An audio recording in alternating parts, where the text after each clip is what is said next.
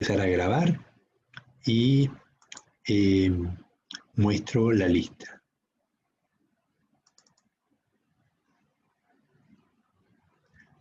Ok, entonces ayer habíamos dicho que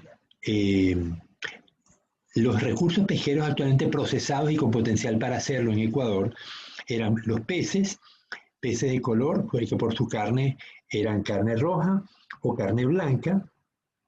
Algunos se filetean y congelan o se exportan enteros y viscerados, los de carne blanca, y los de carne roja son los que se enlatan o exportan congelados en lomos. Hay muchas otras especies de carne blanca con excelente posibilidad de procesamiento, pero que solo se emplean para consumo directo o en restaurantes. Yo me pregunto, ¿qué limitará que no haya más especies que se procesen, ¿no? Fíjense que tenemos dorado, sierra, merluza, curvina. ¿La corbata le suena conocido?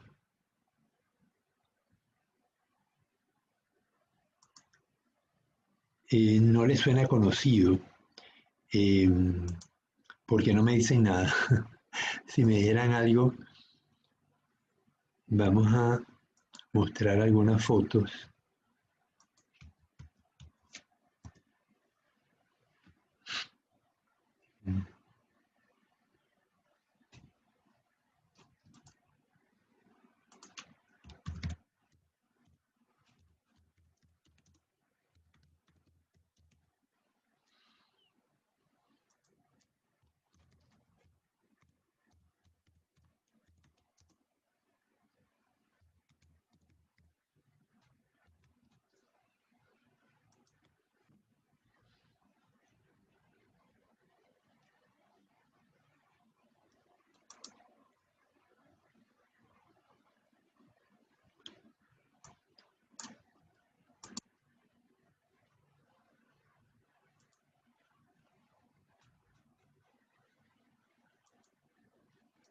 ¿Lo están viendo?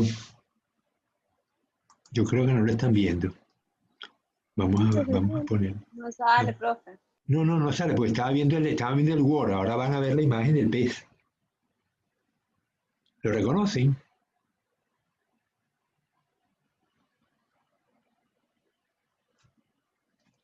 Ya lo ven. Sí. Ok. Antonio, Sí, ¿lo has visto alguna vez este bicho? parece que sí. Ok. Se parece al pez remo, ese que sale. Claro, pero el pez remo tiene 18 metros, este tiene 1 metro nada más. Claro, pero digo, se parece nomás. Claro.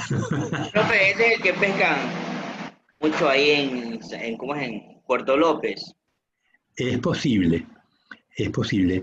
Este pez tiene altísima demanda en Oriente, en la China, y de Venezuela se lo están llevando y tenemos problemas en el control de la explotación, porque la demanda es de tal magnitud que forza a que muchos pescadores se los pagan muy bien y se ha convertido de una pesca incidental a una pesca dirigida al pez corbata. Aquí lo llaman, creo que lo llaman corbata. Carlos, corrígeme, o Antonio.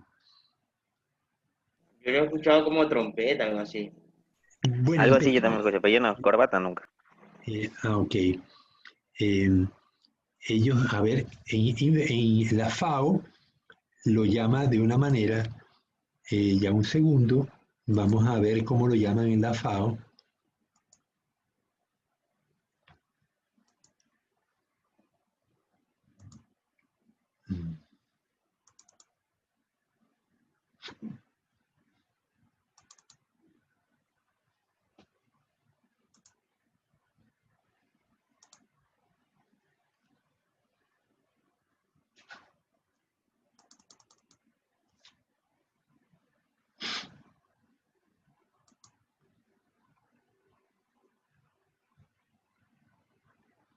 Entonces, pero algo que necesito que discernamos es por qué tan pocas especies procesadas si tenemos como 60 especies disponibles. Eh, ¿Cuál es el primer factor que limita que una empresa se dedique a procesar una especie? Ya sea que la exporte eviscerada, que la exporte entera con vísceras o que la exporte en filete.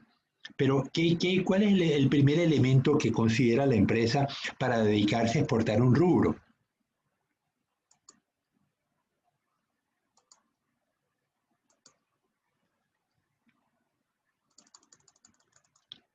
Piensen en ustedes mismos. Si fueran a montar una empresa de exportación de pescado, eh, ¿de qué dependería que ustedes decidan exportar bombero? Es un pez muy, muy colorado, o pez sol, que es es un pez grande. El que tiene mayor demanda en Venezuela es el pez que aquí llaman sola, ya lo llaman catalana. Ese se llama emille. Y no me quiere abrir. Profesor, la carne de este pescado es como el de la morena, ¿verdad? Es grasoso, ¿verdad? No, es un pescado muy magro. Muy blanca la carne, muy magra. La morena, la verdad es que nunca la he comido. En Venezuela la usan para carnada, pero nunca he comido morena. Sí, porque tiene como que fuera la morena, porque la morena es algo así. Claro, bueno, la morena es una familia de peces muy particular, eh, pero de todas maneras la pregunta sigue estando en pie. ¿Qué los motivaría a ustedes a meterse a exportar un determinado rubro por encima de otro?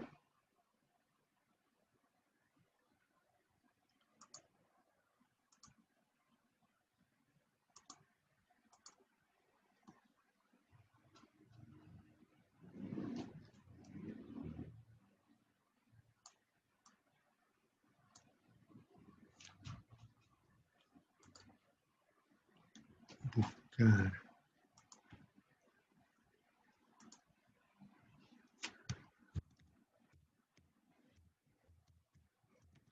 Ichurus. Lepturus. Pez sable lo llaman según la FAO. eh, yo sé que en Venezuela le llaman pez machete. eh, Aquí creí que lo llamaban corbata. Vamos a ver cómo lo llama la gente eh, la clave de los peces marinos del Ecuador continental. eh, Pesca, claves, Jiménez de Beares.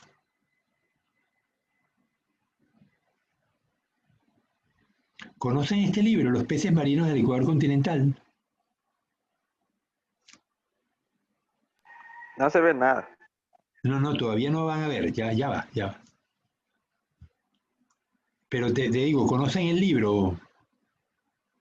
Se llama Peces marinos del Ecuador continental. Es gratis, se baja del internet, pero si no lo conocen, pues deberían tener un ejemplar, porque aquí está pues la biología resumida de, de las especies no todas, pero la mayoría de las especies de peces que se producen, que se explotan en Ecuador.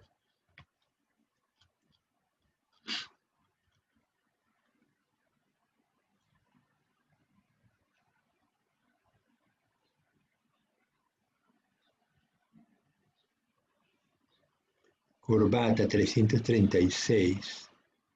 Vamos a ver si es verdad.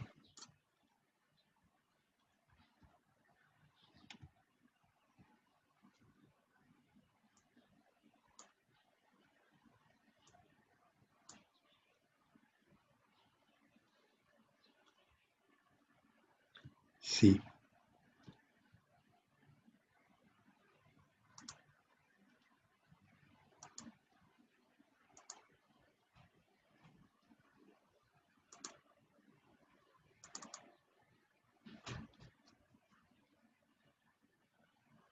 Ok.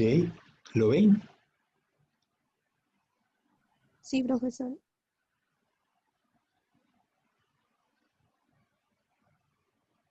Dice, especie tanto bentónica como pelágica, se la puede encontrar hasta 100 metros de profundidad. Se lo captura con redes de arrastre, eh, empale, enmalla, redes de enmalle, cerco y línea de mano. Se lo comercializa en fresco y congelado. No, no es una especie de consumo habitual aquí en Ecuador, por lo que es en Venezuela no lo perdonan. Y en China, pues te digo, una demanda altísima está causando problemas porque la extracción es de tal magnitud que no hay límite para la explotación y cuando eso ocurre se empiezan a dejar muy pocos padrotes y al año siguiente pues la especie va a estar escaseando. Eso constituye un problema pesquero, la sobrepesca en cualquier país constituye un problema, ¿no? Entonces, bien, vamos a... entonces, vuelvo otra vez a compartir la página de ayer. Entonces, la pregunta sigue estando en pie. ¿Por qué una empresa se dedica a una especie en particular? ¿Qué es el primer elemento que ustedes como empresarios tomarían en cuenta? Ayúdame, Antonio, porque tú eres el empresario del grupo, al menos el que más se aproxima. ¿Por qué vendes camarón y cangrejo y no vendes trucha de la sierra? ¿Mande, profe? Antonio, ¿por qué vendes las especies que vendes, que entiendo que son camarón y cangrejo, y no trucha de la sierra? Estaba pensando era en vender pescado a la sierra también, profe. Claro, pescado de mar en la sierra, pero ¿por qué no traes trucha para vender aquí en la costa? No he preguntado. Ok, pero ¿tú ves truchas acaso en los mercados de Manta? No, Ajá, más entonces, bien, sí, más bien en los restaurantes así, en de, los de, muy finos, ¿no? más, ajá, Para que oferten trucha. Entonces, es un pescado que no conocemos, es un pescado que tiene muy poca demanda aquí en Manta. Entonces, la demanda es el primer elemento que ustedes consideran antes de meterse en un negocio. Si el negocio no tiene demanda, pues habría que hacer la demanda, habría que crearlo, y eso es una complicación, ¿verdad? Entonces, cuando al principio la concha prieta era enlatada en Venezuela, no había esa demanda, la gente ni siquiera la conocía, pero progresivamente fue penetrando en el mercado y hoy en día se vende tanto la concha prieta como la sardina y el atún. Están a ese nivel, imagínense los tres. Los tres tienen altas producciones, de concha prieta 50.000 toneladas, de sardina como 50.000 y de atún también debe haber unas 40.000. La producción pesquera de Venezuela ha bajado muchísimo, ¿no?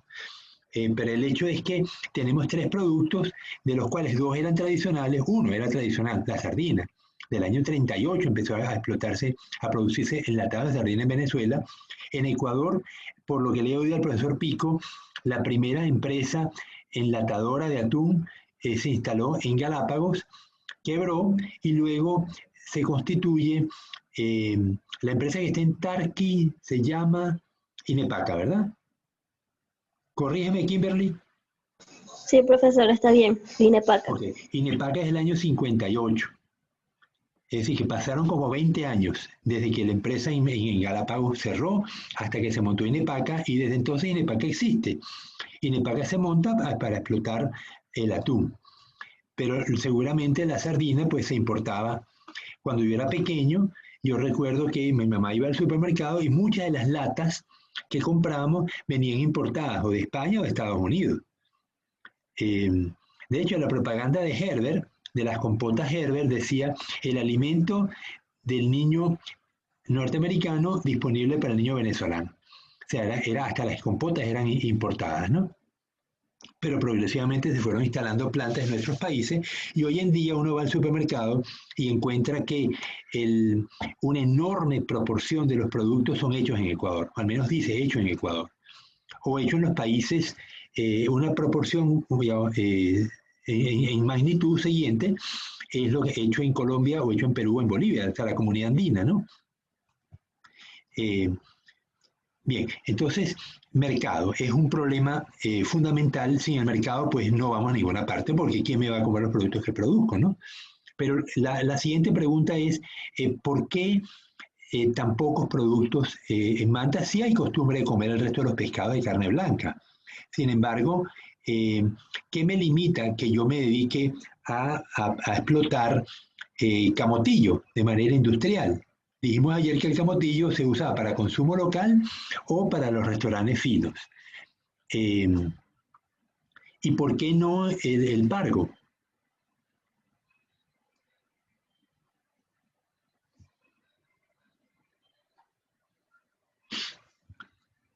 Dime, Kimberly. Piensen que estos temas necesariamente tienen que ser, forman parte del capítulo 2 y tenemos que avanzar en ellos, pero tenemos que dominar estos elementos que condicionan que un producto se introduzca en el mercado. Ya vemos que la demanda es fundamental, pero el siguiente elemento es, ¿habrá suficiente producto para industrializarlo? ¿Qué opinan ustedes?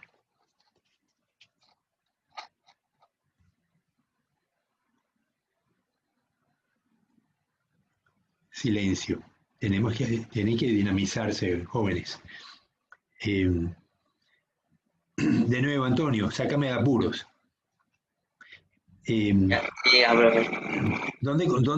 camarón lo consigues abundantemente, ¿verdad? Sí. El camarón no tienes problema para conseguirlo, es abundante. No. Pero si quisieras producir curvina de roca o murico, ¿qué pasaría? Primero haría un estudio de campo, profe, porque igual, como dijimos ayer, esa pesca, digamos, va, digamos, a lo que es al área local y en los restaurantes finos. Claro, pero Pero, digamos, en el sentido de que haya, digamos, una embarcación objetiva para esa especie, no sé, se tendría que analizar bien. claro, pero entonces el primer elemento, demanda. El segundo, disponibilidad de materia prima. Si no tenemos abundante materia prima, pues no hay manera de dónde, aunque yo quiera producir, si necesito 3 toneladas diarias y lo que puedo conseguir son media tonelada, bueno, 3 toneladas mensuales y consigo media nada más, no voy a poder abastecer el mercado, que a lo mejor el mercado existe, y existe con especies, con producto importado. Yo lo quiero producir nacional, pero no tengo nacionalmente la disponibilidad, entonces eso me limita mucho. Yo creo que esta es una de las principales limitantes a por qué no aumentamos la cantidad de especies procesadas. ¿Alguien conoce la empresa Al Cristo del Mar en La Pradera? A lo mejor alguno ha hecho pasantía allí. No, profe. Profe, también, digamos, No, no, podría profe. implementarse, digamos, en hacer la acuicultura con esa especie. Uy, sí, pero eso es más complicado. La acuicultura, como todo cultivo, requiere semillas. Y producir las semillas de peces o de cualquier producto que quieras cultivar, si la semilla no la consigues naturalmente en el ambiente, como ocurre con la ostra perlera, por ejemplo, la teria, pues tienes que desarrollar la tecnología para lograr que los padrotes se reproduzcan, criar las larvas, saber cómo vas a alimentar los padrotes para que maduren y produzcan huevos y espermatozoides. Luego que nacen las larvitas, cómo las vas a alimentar para llevarlas a juvenil y que se fijen en el fondo. Esto es toda una tecnología. Eso es bastante complicado, ¿no? Usualmente la acuicultura comienza explotando juveniles del ambiente natural y engordándolos. O sea, la parte sencilla. La parte difícil es la provisión de semillas, que eso pues requiere ya estudios, requiere inversiones, requiere un laboratorio bien equipado. Cuando llegamos nosotros a Ecuador en el año, bueno, nosotros digo los venezolanos, por el programa Prometeo, la producción, el desarrollo del ciclo del espondilo estaba bloqueado, no avanzaban. En el SENAEM tenían tiempo tratando y se le morían los juveniles. O sea, lograban que maduraran, los padrotes producían los huevos, los espermatozoides, los fecundaban, el cigote empezaba a reproducirse y la larva se moría. Y se moría, se moría, se moría. Entonces llegó un compañero, un especialista de Venezuela, especialista en moluscos. Ocurrió que es un especialista y encontró que había un problema, primero el agua del Sinaí venía de un sistema que no estaba bien mantenido, había una cantidad de bacterias en el agua muy alta y hubo que controlar las bacterias para poder tener éxito. Y finalmente cerraron el ciclo. Entonces, bueno, la colaboración entre países es fundamental muchas veces, como ven en este caso. Pero ven que producir juveniles de cualquier especie puede ser complicado. Y a veces, pues, cuando no se tiene el juvenil, pues no hay cultivo, ¿no? Simplemente. O hay que importarlos, ¿no? La empresa que producía cobia en Jaramijó conservó los reproductores y ahora lo que se dedica es a producir juveniles y exportarlos.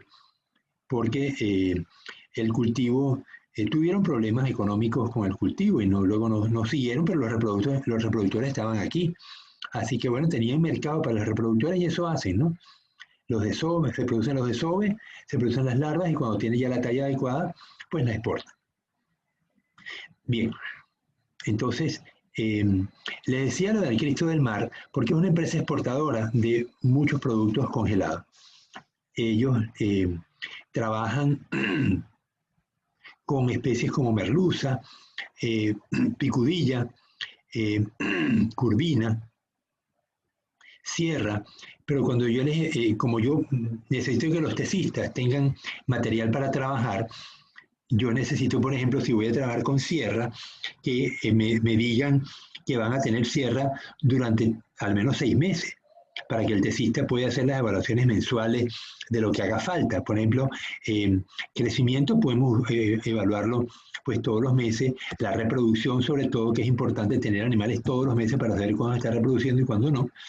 Pero ellos me dicen, mira, nosotros tenemos a lo mejor sierra 1 o 2 meses al año. Y al mes y a los 2 meses vienen otras especies. Entonces ellos exportan lo que tienen, pero no tienen continuidad. Entonces, este mismo problema se le puede presentar a cualquier empresa que quiera diversificar su producción. En el caso del Cristo del Mar, pues ellos lo que procesan es eviscerado o fileteado y filetean lo que les llega. Y el mercado, pues, recibirá lo que hay disponible. Pero si ellos quisieran tener un mercado de merluza, por ejemplo, la merluza era la más constante, porque tenemos una flota merlucera. Pero la curvina, el corbata, es un pez que puede ser estacional o no hay una flota que se dedique a él y entonces el suministro no está garantizado. Y si no tengo garantía de materia prima, voy a tener inconveniente. Yo creo que este es el principal problema que limita la diversificación de los productos de carne blanca aquí en Manta, que es donde el principal local de sitio procesador de pescado que tiene el Ecuador.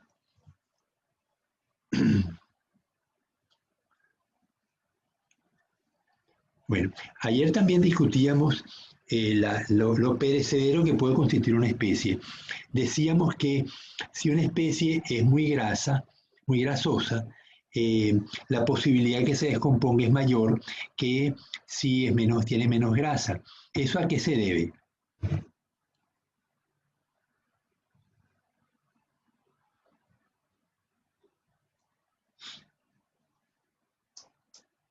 Ayer lo discutíamos. Alguien, Paola, ¿se te ocurre? Pues nos ayudas. ¿Por qué crees tú que una especie con más grasa es más fácil que se descomponga que una que tenga menos grasa?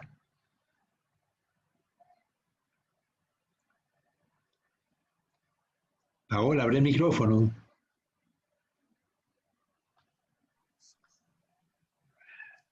Por las grasas, profe, por la Ajá. sal. ¿Pero qué le pasa a las grasas? ¿Las grasas son susceptibles de qué? Son susceptibles a que se oxiden. Exactamente. Entonces, una manera de evitar la oxidación de filetes de organismos grasos es lo que hace Antonio. Los empaca al vacío, los congela sí, pero los empaca al vacío. De tal manera que minimiza la cantidad de oxígeno que hay en contacto con la pulpa del pescado y de esa manera reducimos la posibilidad de oxidación de las grasas. Entonces estamos claros por aquí. Bien. También ayer decíamos que las especies que son más rígidas en su carne son más fáciles de manipular. Los atunes son más grandes. La pinchagua, ¿por qué la pinchagua se coloca en la lata antes de cocinarla? Y el atún no. El atún se cocina y después se coloca en la lata. Profe, ha de ser por la textura de su carne, por lo que es muy, muy suave, digamos, muy frágil. Muy frágil, exactamente. La pinchagua tiene que estar en la lata al momento que se cocina, para que cuando se cocine ya no la tengamos que manipular. Porque si lo hacemos, lo más probable es que se rompa. El estándar indica que la sardina enlatada debe estar entera. Ok, estamos claros por aquí. Entonces, la firmeza de la carne me limita la posibilidad de manipulación, de procesamiento. Ya vimos que también la cantidad de grasa me limita la posibilidad de que el animal de la carne se deteriore o no. En los moluscos habíamos hablado de que la concha prieta se envasa en su jugo en una empresa en Cuenca. La producción del resto de los bivalvos es pequeña y apenas abastece mercados locales. Hay proyectos de cultivo de ostra japonesa promovidos por las prefecturas de Manabí y Península de Santa Elena y por las municipalidades. De tener éxito, aumentará considerablemente la producción de ostra. Pero también decíamos que en el caso de los calamares, algunos ejemplares de Dosidiscus son tan grandes que requieren ablandamiento previo al procesamiento.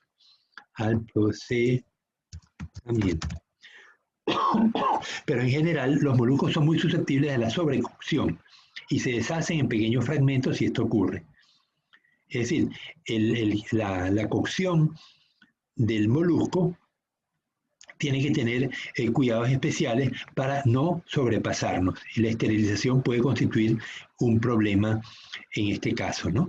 Que a lo mejor tenemos que darle menos tiempo de esterilización que el que le daríamos a una lata de atún. Bien. El pulpo, el calamar, los bivalvos, los caracoles. El caracol quizá es el más rígido de todos. ¿Eh? ¿Han comido caracol? En arroz, esa es como caucho, así, como es así. Exactamente. Es una carne bastante rígida. O hay que golpearla o hay que ponerla con... Hay algunos productos como la papaína. ¿Saben lo que es la papaína? La papaína es una enzima que rompe los enlaces de las proteínas. Viene de la papaya, de la papaya. La papaya se llama Carica papaya, la especie, y de ahí viene la papaína. Entonces la papaína permite ablandar la carne. A veces lo podemos hacer a punta de golpes, no martillándola, pero obviamente martillar un molusco es complicado porque podemos terminar con una pasta, ¿no? Y no es la idea, ¿no? Pero los caracoles tienen este problema, algunos son muy rígidos y la carne es muy dura, ¿no? Entonces hay que ablandarla de alguna manera. Bien, pero si van a trabajar con moluscos, se dan cuenta que son muy ricos, ¿no? Pero hay que saberlos trabajar. Los moluscos bivalvos son muy delicados. Las ostras, eh, las almejas son un poco más rígidas y permiten una manipulación más intensa. Las vieiras, ¿conocen las vieiras? No. No conocen las vieiras. Vamos a ver una vieira entonces. Ya vamos, antes de mostrarla, primero la busco, ¿no?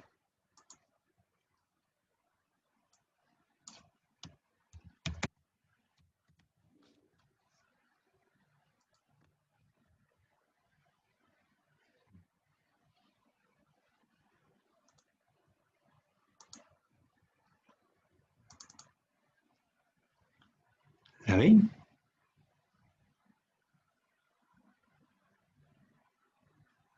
Sí, profe. Ok, entonces, esta clase da hambre.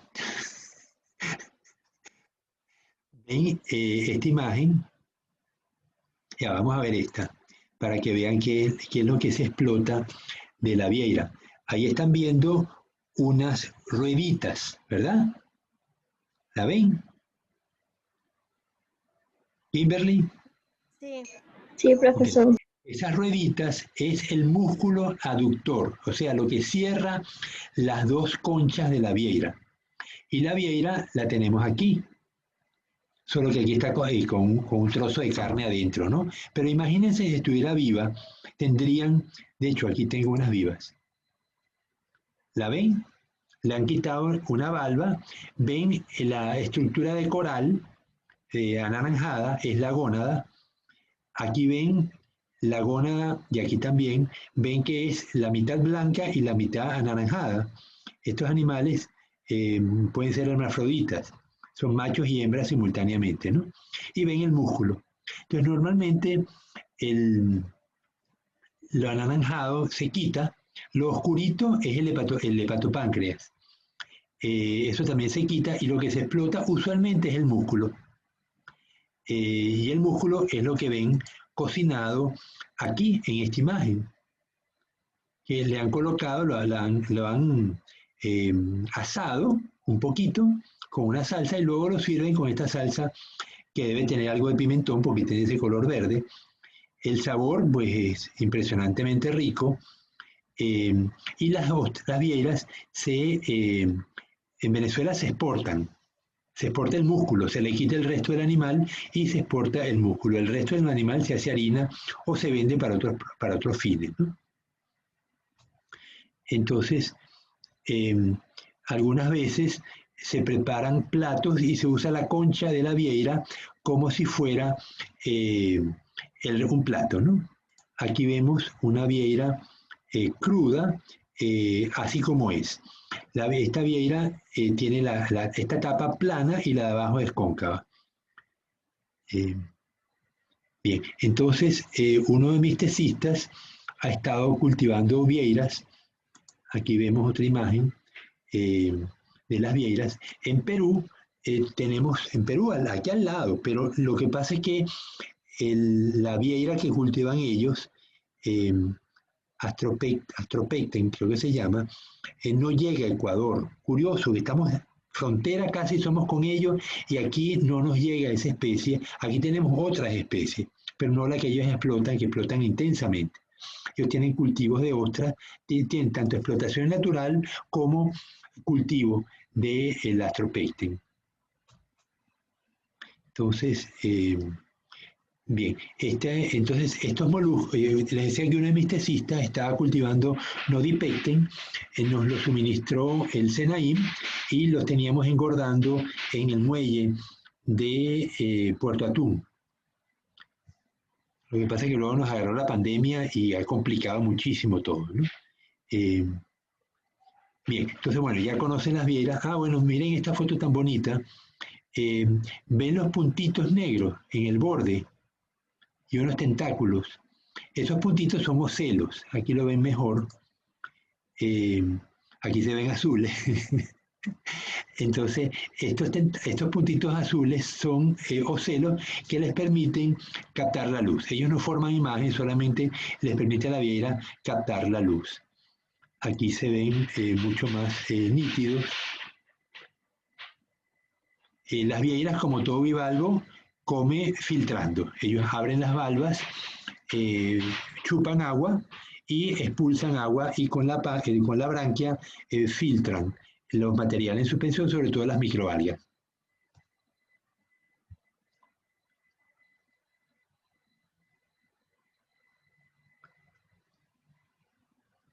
Bueno, entonces ya damos por conocidas las vieiras, seguimos entonces trabajando, pero tenemos un mercado potencial.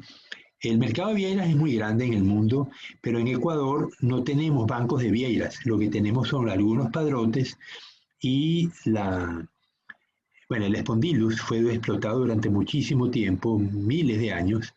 De hecho, se sabe que los indígenas manteños comercializaban con Spondylus con los indígenas de otras regiones, de Colombia hasta México. Se ha podido ver que había concha espondylus probablemente extraída de Ecuador. Entonces, el cultivo de la vieira permite que en unos 8 meses uno tenga la talla comercial y el mar se encarga de alimentarlas. Por eso es que es un cultivo que potencialmente es económicamente viable y lo que haría falta entonces es luego tener pues las plantas para extraer el músculo y exportar, que es lo que como normalmente se exportan las vieiras. Usaríamos el sistema que tiene Antonio, que es al vacío, se congela al vacío y se exporta. Claro, pero tenemos que tener entonces para poder mantener una empresa de este estilo, tiene que tener un abastecimiento de materia prima y apenas esto es un ensayo, ¿no?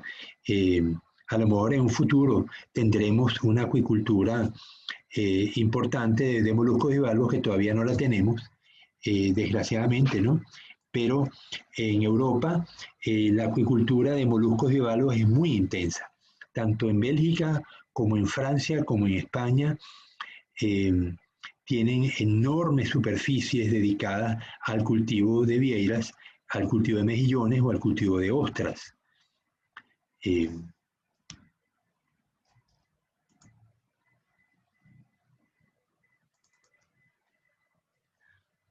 Bien, entonces seguimos. Los crustáceos, bueno, ya habíamos hablado de los camarones, las langostas, donde los conseguimos, los cangrejos, y este es el negocio pues de Antonio, uno de los negocios que tiene Antonio, y finalmente habíamos hablado de los equinodermos, cómo se extraen sus gónadas en el caso de los erizos de mar, y se envasan y congelan, y los pepinos de mar pues que se cocinan, se secan y luego se exportan. Las aguamalas, pues sé que se exportan frescas a países asiáticos, pero todavía no he podido averiguar cómo se consumen. Le voy a escribir a un amigo en Filipinas a ver si ellos las consumen y me dicen cómo se las comen. Y luego pues les echaré a ustedes lo que este amigo me diga.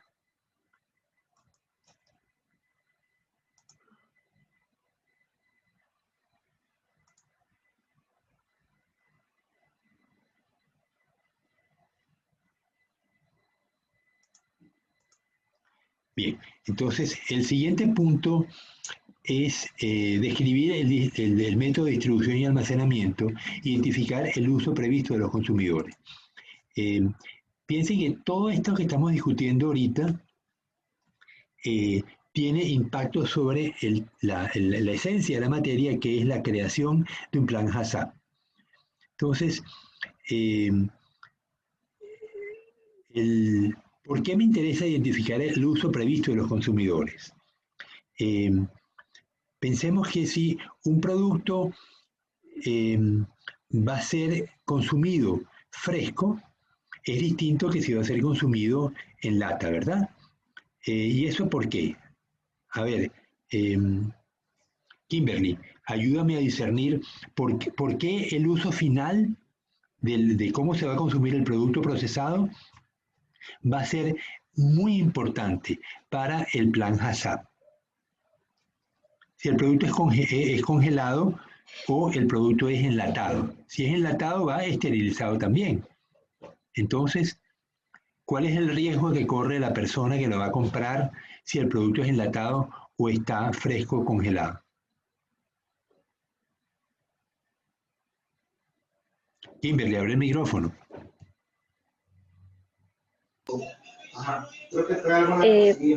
Podría ser el tipo de conservante que tenga el enlatado. El enlatado no requiere conservante, Kimberly, porque cuando tú lo enlataste, después que lo enlatas, ¿qué le haces? Kimberly. Sella. ¿Cómo? Lo sellan. Lo sellan, ajá, y después, antes de lanzarlo al mercado, ¿qué le hacen?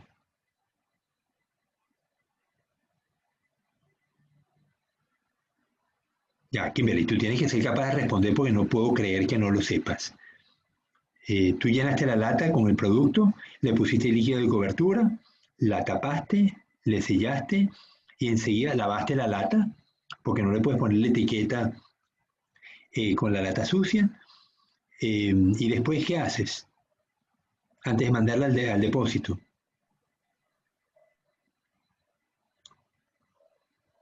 Kimberly, trancaste el micrófono, debes dejarlo abierto porque estamos conversando.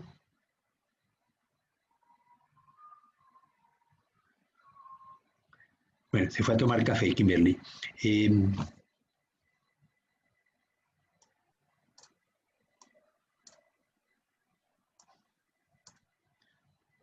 Ok. Profesor, se hace un control de calidad. Bueno, sí, pero en los procesos de enlatado, el proceso de enlatado siempre termina igual. Yo tengo que, después que cierro la lata, ¿qué tengo que hacerla antes de poder mandar al mercado la lata? Esterilizarlo. Esterilizarlo. ¿Y cómo se hace eso?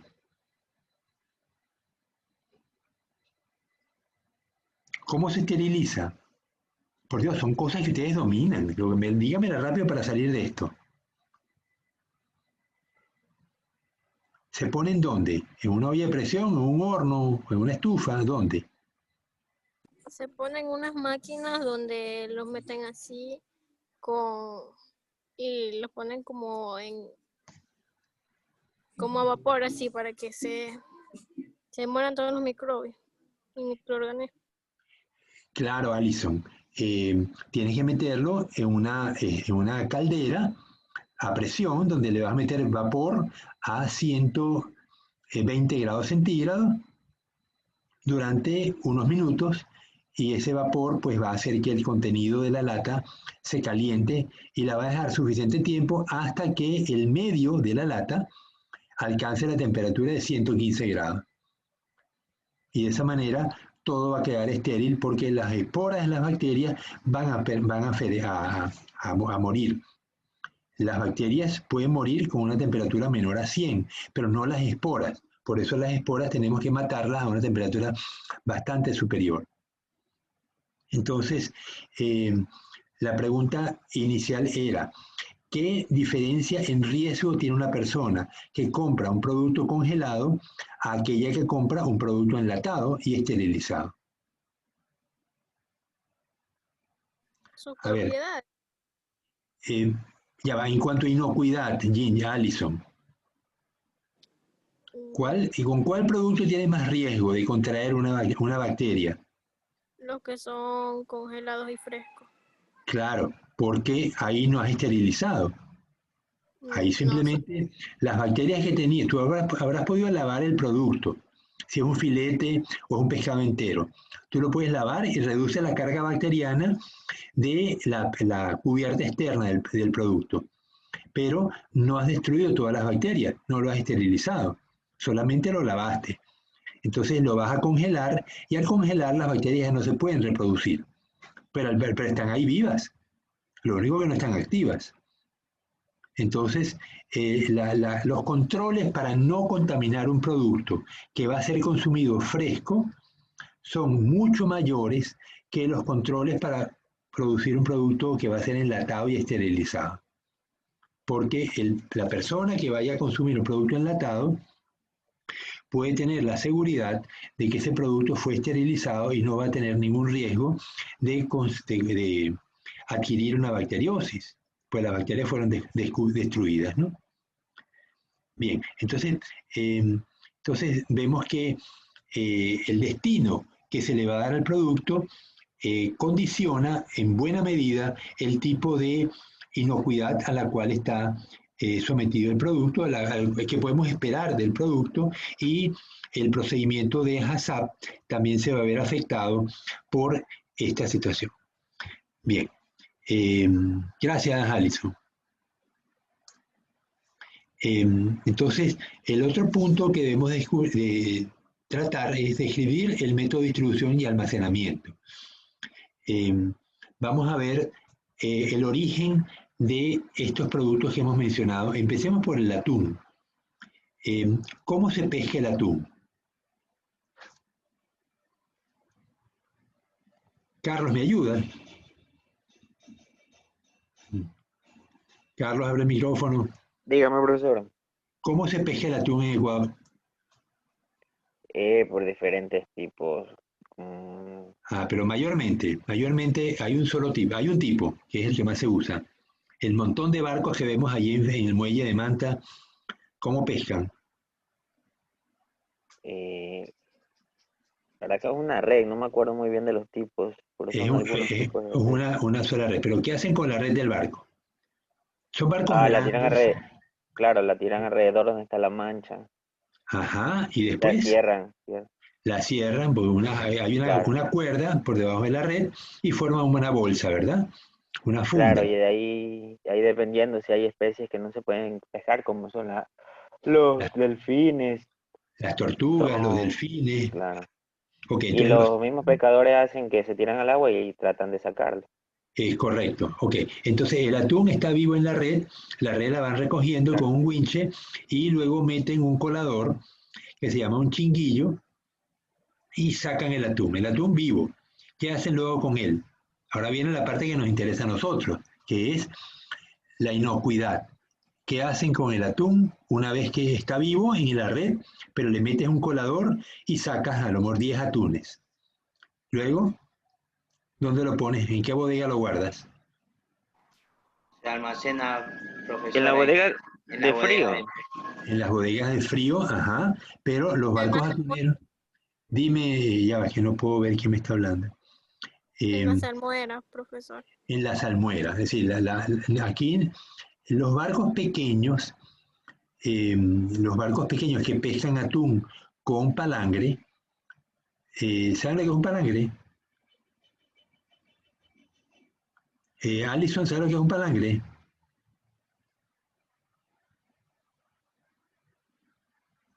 Eh, Silencio, eso significa que no sabe lo que es un palangre. Carlitos tampoco, y Antonio, ¿nunca han visto un palangre? es un tipo de pesca, un tipo de Es un tipo de pesca, sí, ramalle, pero el arte de claro, de red, pesca. No, claro, un no, arte de no, pesca. no es Es una red. un arte de pesca, profe. Sí, pero no es una red. Es otro arte. Vamos a ver si lo consigo. Es como, digamos, una línea con varios anzuelos, así más o menos. Eso sí, eso sí. Es una línea. Vamos a ver si consigo una foto aquí en internet.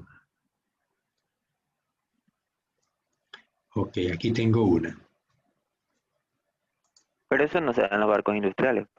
Sí, también. Lo que pasa es que son barcos industriales más pequeños, pero industriales al fin. Claro. Déjame compartir. Paro de compartir la imagen de Word y vámonos al palangre. Eh,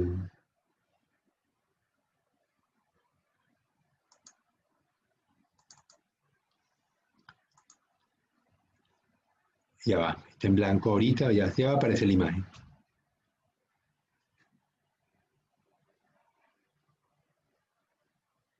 Cargando.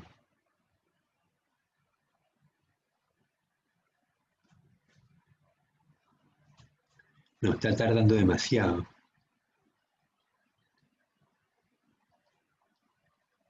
No, chico.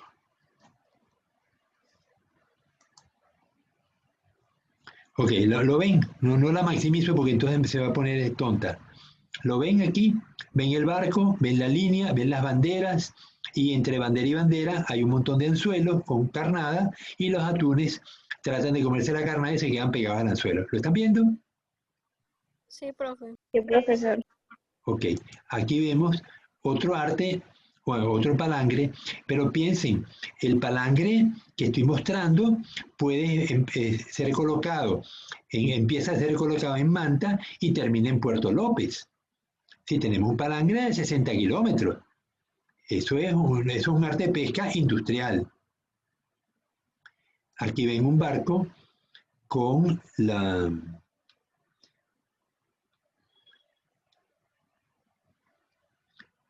estas cajas no, esto es un balcón acero, esto es otra cosa, esto es para pescar langosta, cangrejo. Aquí ven, el, este palangre es un palangre especial porque lleva boyas, lleva pesos en la línea y lleva boyas para ser colocado a cierta profundidad.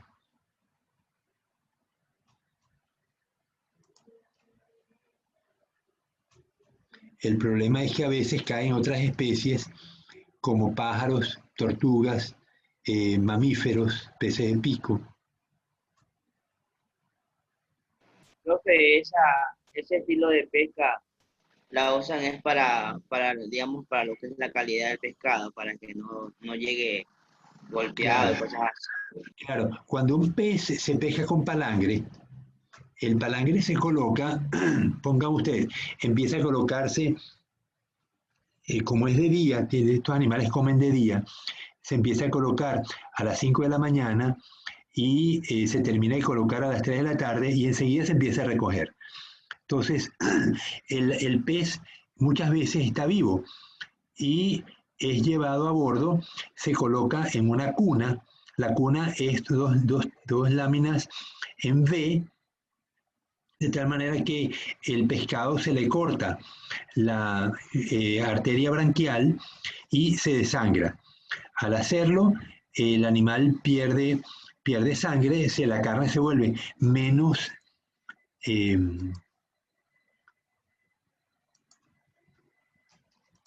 oscura.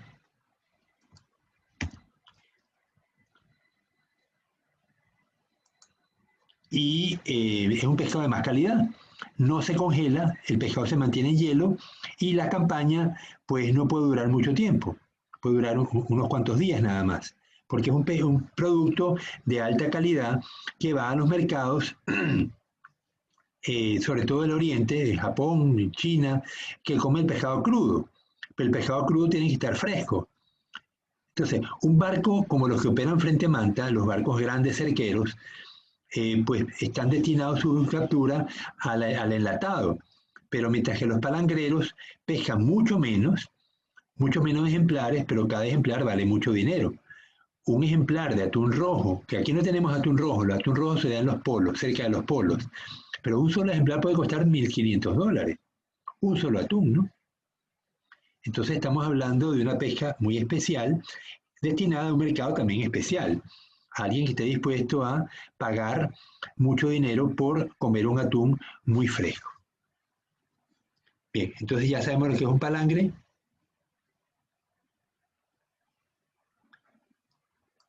Este arte que ven acá, ¿lo ven? ¿Ven ese barco que está arrastrando unas líneas? Sí, profesor. Ok, ese se llama el curricán. El barco arrastra estos anzuelos y con carnada, puede ser carnada artificial o carnada natural, y permite la captura de ciertas especies como dorado, picudos, pez espada.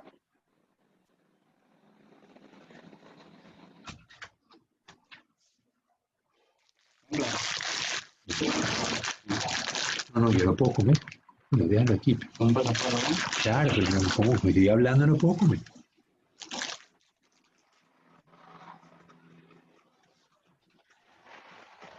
Ok, entonces volvemos otra vez, ya que sabemos lo que es un palangre y un curricán. Entonces, el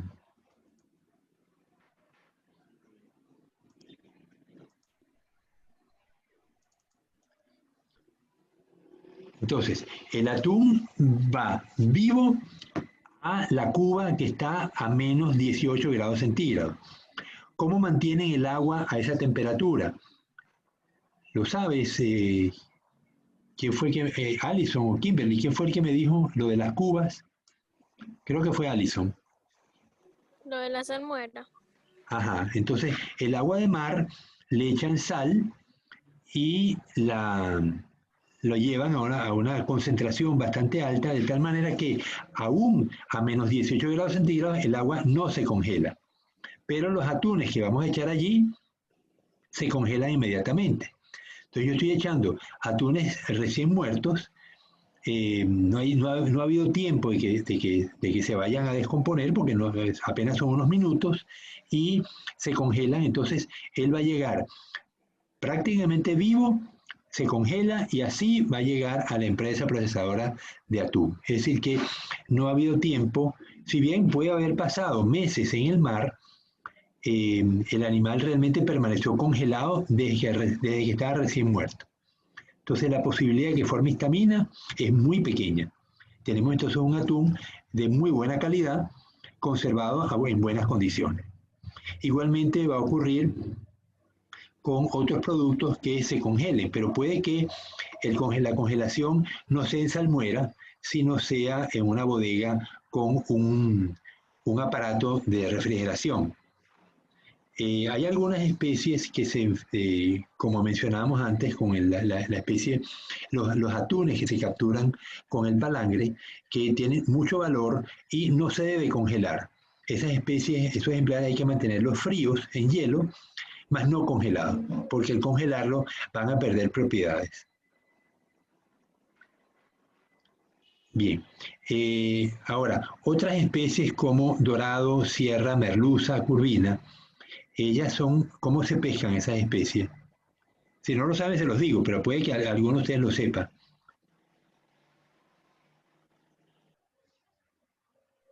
El dorado, bueno, mi familia que tiene barcos los pega como palangre, pero ya en forma artesanal, no industrial, porque son barcos más pequeños. Claro, claro, pero usan palangre para el dorado. La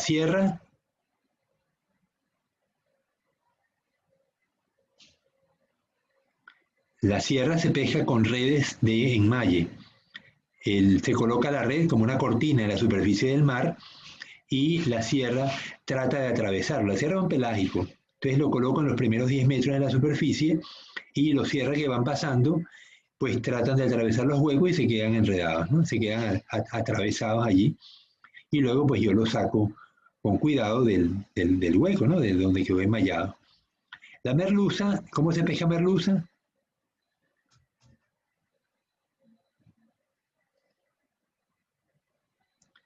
Con pesca de arrastre. Los barcos Con malla. Con malla. Pero es que la merluza es de fondo. Pesca de arrastre. Con pesca de arrastre.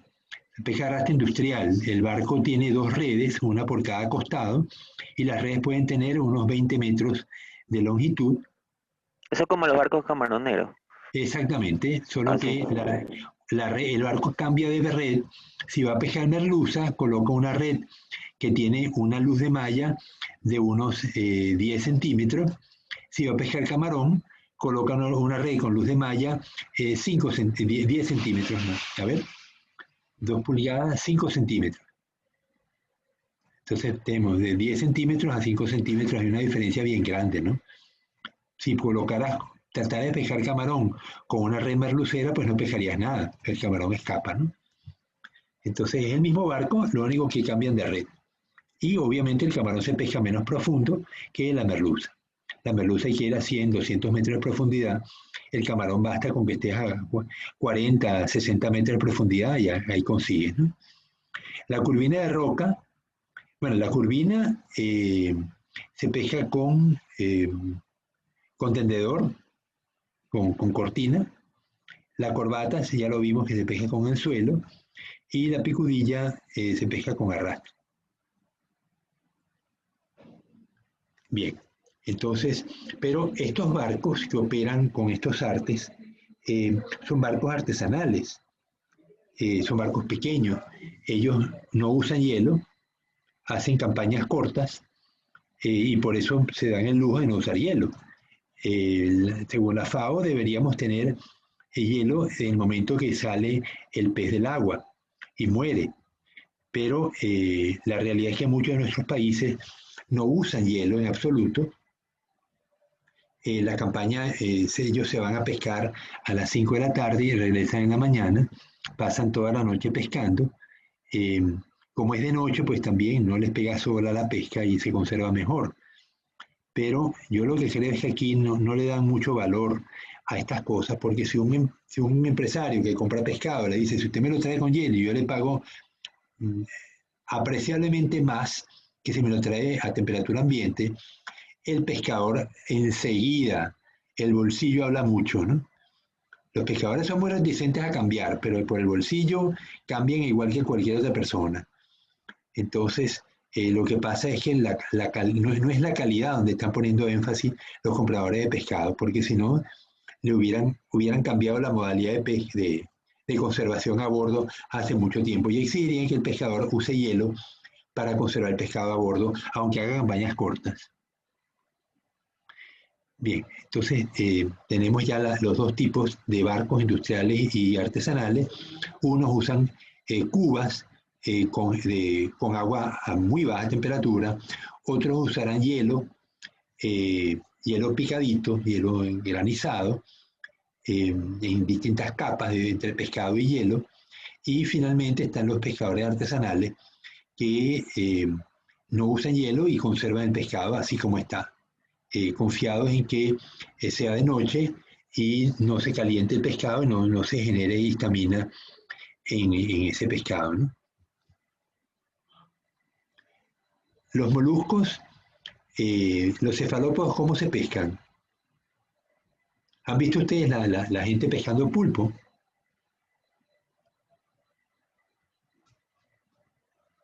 Antonio, ¿nunca has visto los pescadores de pulpo? ¿Qué usan? No Van en recuerdo, barco. pero la embarcación son así como líneas, Líneas.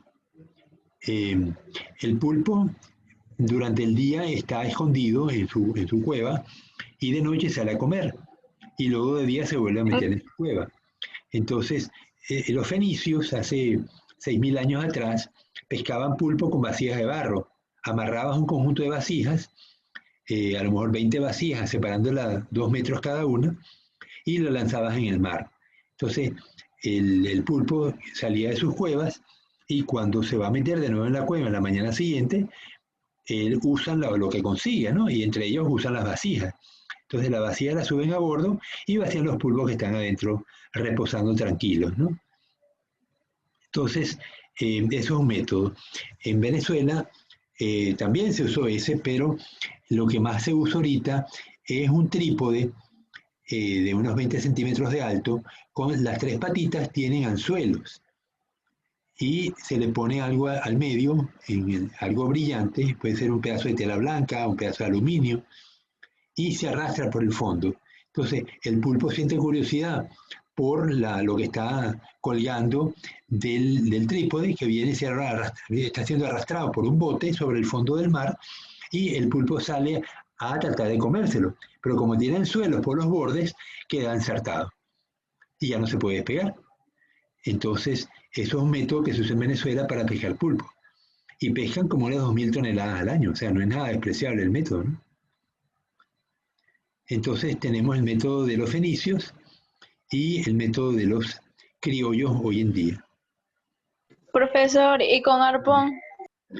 Con arpón yo no he visto que pesquen pulpo. Lo que uno, cuando ibas a marea y uno va por Barranquilla, Pero, o sea, les digo las como pescadores, o sea, los que andan en lanchitos, sino a veces personas que van a buscar así pulpos escondidos entre las piedras, utilizan como el que le dije, arpón. pero no es bueno, lo que yo he visto no es un arpón, sino es una vara de metal fina con un doblez en la punta. Entonces tú metes Bueno, eso, porque no me había fijado muy bien, pero sí había visto ahí cuando la marea baja. Claro, pero es una vara con un gancho en la punta y lo metes y jalas el pulpo. Y de esa manera, pues pescan, ¿no? Los calamares se pescan distinto. Ellos son muy atraídos por la luz.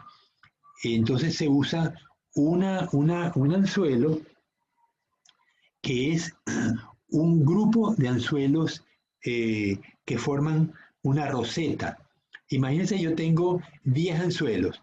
Voy a poner el vástago junto y los 10 anzuelos van a estar en círculo uno al lado del otro. Solamente se tocan. Es un pulpero. Bueno, en este caso es un potero, ¿no? Así se le dice. Bueno, acá yo he escuchado eso. Anzuelo pulpero. Vamos a ver si en internet consigo uno.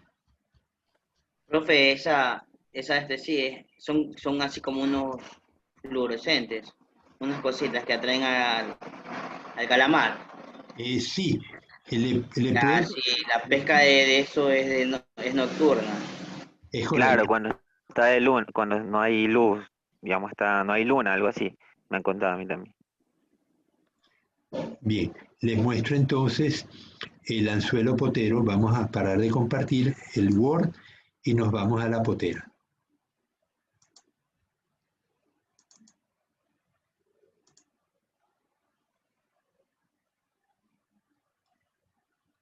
Alison, ¿lo ves? Aún no, profe.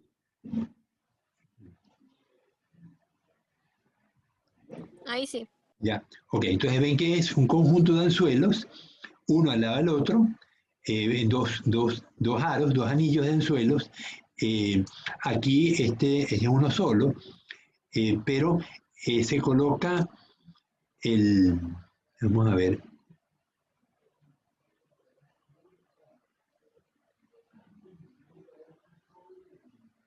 A ver si me muestra la imagen.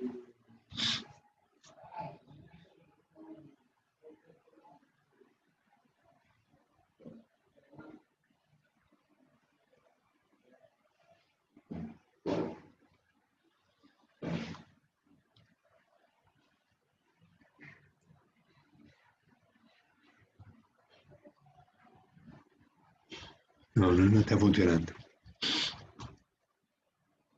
Bueno, pero ya ven cómo es. El hecho es que se coloca una luz cercana a una profundidad determinada y las poteras se amarran y se colocan cerca de la luz, pero necesitas o a mano o con una maquinita subirle y bajarla, porque cuando el anzuelo, la luz está funcionando, el calamar se ve atraído por la luz y la luz así, el anzuelo, fíjense que tiene una estructura que parece un pescadito plateado, entonces con la luz se va a iluminar y va a parecer que es un pescadito, entonces el calamar va a tratar de atraparlo y al jalarlo hacia arriba va a quedar ensartado en el anzuelo y de esa manera se pesca.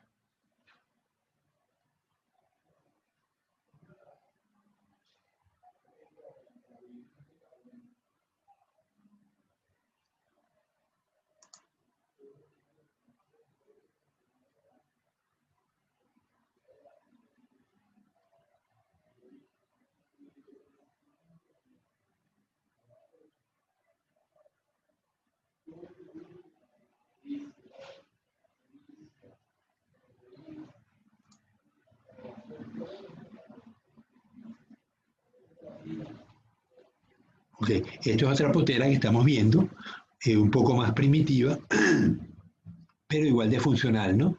Desde los anzuelos sobresalen en su alrededor. Entonces, pero miren, este es el pulpero. Este es el pulpero que se usa en Venezuela. Esto se arrastra por el fondo del mar y al medio, ¿lo están viendo? Carlito, ¿lo está viendo? Sí, profesor. Ok, entonces Sí, fíjense que cada patita tiene dos anzuelos y del medio guinda algo que llame la atención. Puede ser un pedazo de trapo gris o plateado o blanco, o puede ser un trocito de aluminio, de tal manera que llama la atención al pulpo y cuando el pulpo trata de atrapar esto, pues se queda ensartado en los anzuelos. Igual que la potera, ¿no?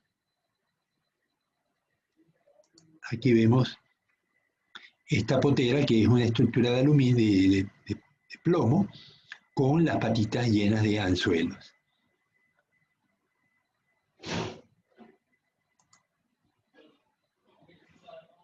Ok, entonces estamos al tanto de cómo se pescan pulpos y calamares hoy en día en las costas, ¿no? Donde haya abundancia de estos recursos. Bien, paro de compartir y sigo con la...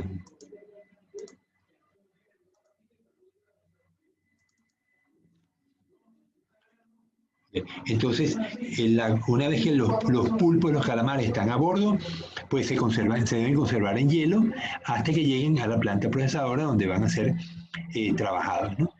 Los bivalvos, ¿cómo se pesca la concha prieta?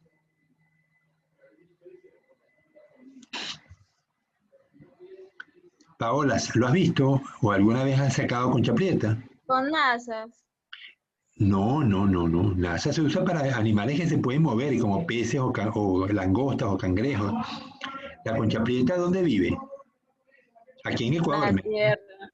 ¿Vive dentro de? La arena. dentro del fango. No, no, no es ni siquiera arena, es fango. Entonces el pescador para En sacarla, ¿qué realidad hace? se encuentran en los manglares En que los manglares, exactamente. Entonces, se capturan, mejor dicho. pero ¿cómo la sacas, Antonio? O sea, meten la mano, pues, así como... Exactamente, metes la mano, mueves el barro y sacas, y la vas a agarrar con la mano y la sacas. Si la talla es adecuada, y tiene que tener 4,5 centímetros de longitud máxima para que pueda ser comercializada. Si no, la tienes que devolver al mar y dejarla que siga creciendo. Entonces, esa concha prieta se lava y se lleva en unos sacos que tiene el pescador en la cintura y se vende viva. La que nos llega aquí de Esmeraldas o de Guayas se vende viva, ¿no? Hasta que le meten el hachazo. Cuando la gente la compra, yo he visto que las pican en dos con un hacha que tienen ahí en Playita Mía.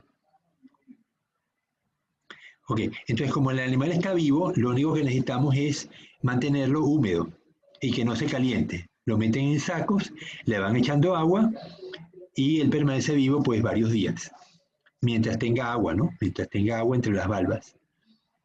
Y no hace falta ningún tipo de conservación porque el animal está vivo. Hasta que llega al centro de proceso, en este caso es Playita Mía, o en Cuenca, que es donde está la única empresa que sabemos que produce en lata concha prieta. Las ostras, ¿dónde viven las ostras? Profe, estoy confundido en algo, digamos, la otra es casi lo mismo que el ostión. Sí, es lo mismo. Ya, pues entonces me imagino que han de estar se alinean a las piedras, a las rocas del mar. O a las ramas en el caso de los manglares, ¿no? Claro, sí. Sí. Entonces ellas se extraen, se separan de la raíz de mangle o se separan con cuidado de las piedras. Con un cincel se le da un cincel y un martillo y obtiene entonces la ostra, ya sea la Asteriostera prismática, la ostra nativa, o la ostra japonesa, la ostra japonesa es cultivada. Y allí ella se fija como larva, pero luego la fijan sobre una estructura plástica, de tal manera que luego le das vuelta al plástico y despegas el animalito. Entonces uno lo vende, a mí me vendían las ostras sueltas ya, y lo que hago es colocarla en una malla plástica con hueco fino para que no pase la semilla, y allí la conservo en una linterna china y vamos a ver las linternas chinas. Voy a dejar de compartir un momento. Ya, déjeme buscar la linterna china.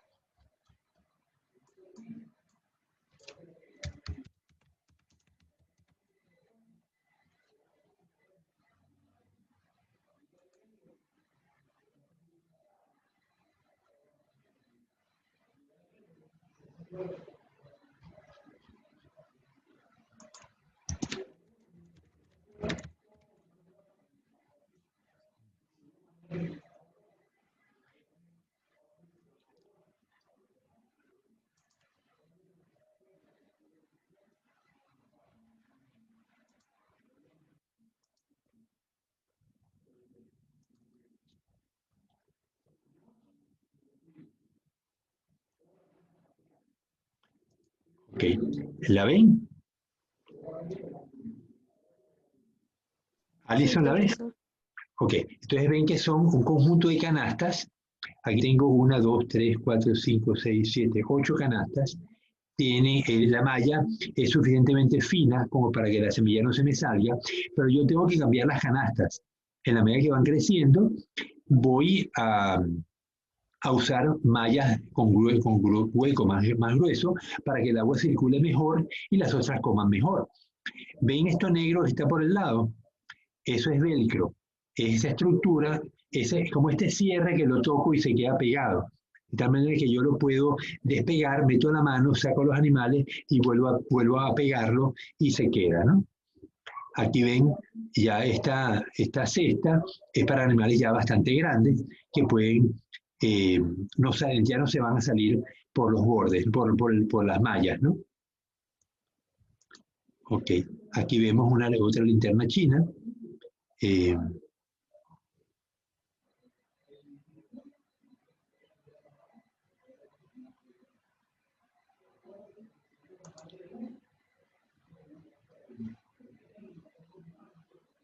Y aquí ven las ostras.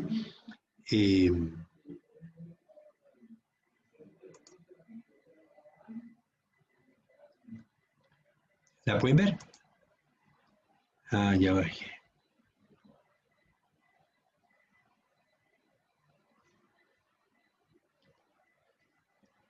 Ahora, ¿ven las ostras de la linterna china? Sí, profe. Ok, chévere. Bien, entonces ya sabemos lo que estamos hablando. En el Ecuador tenemos cuatro en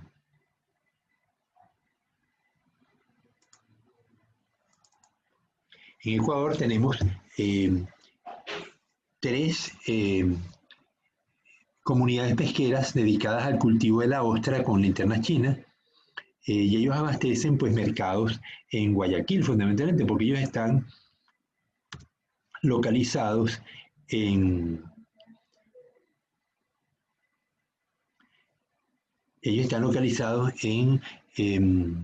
Villasmil, General Villasmil, al sur de Santa Elena, y en la península. Tienen tres comunidades de pescadores cultivan ostras allí.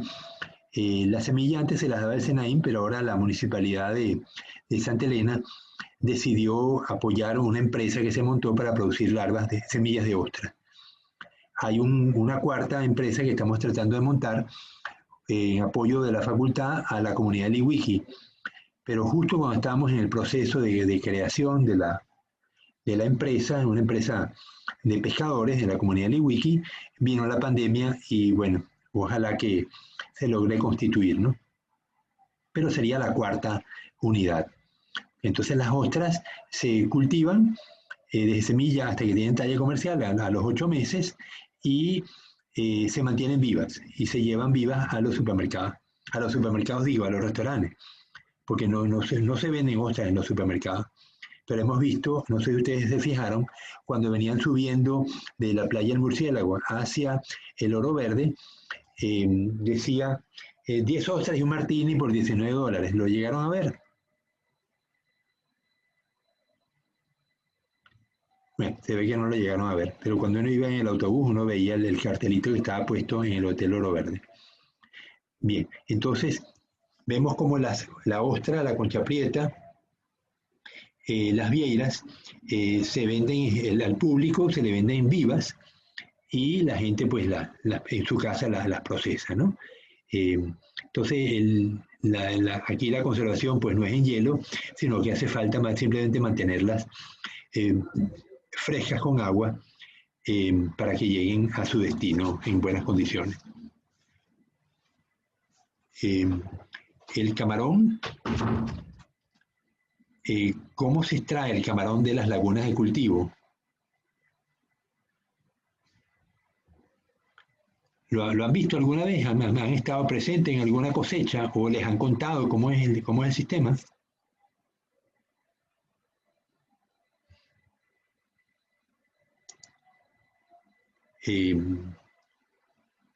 Carlos, nada, nunca.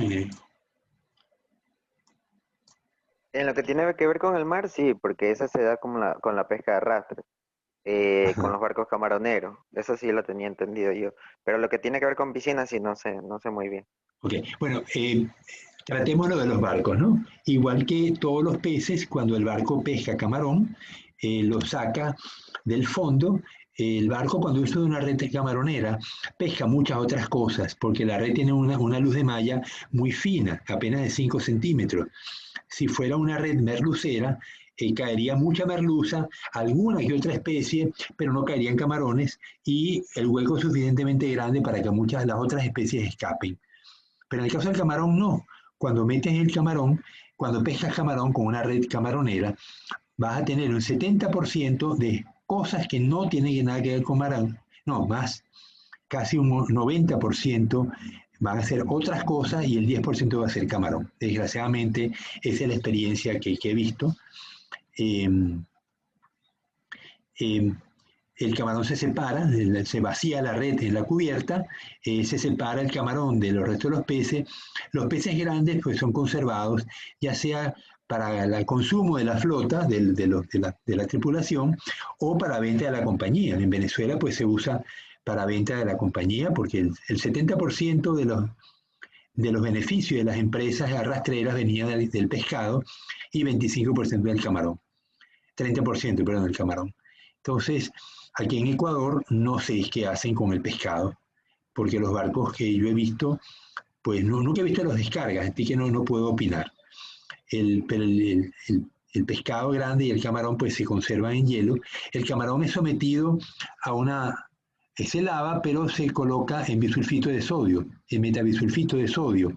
Eso con la finalidad de que no se ennegrezcan. Es un bactericida, no es un antibiótico, pero sí reduce la posibilidad de que las bacterias crezcan, sobre todo en las patitas de la cabeza.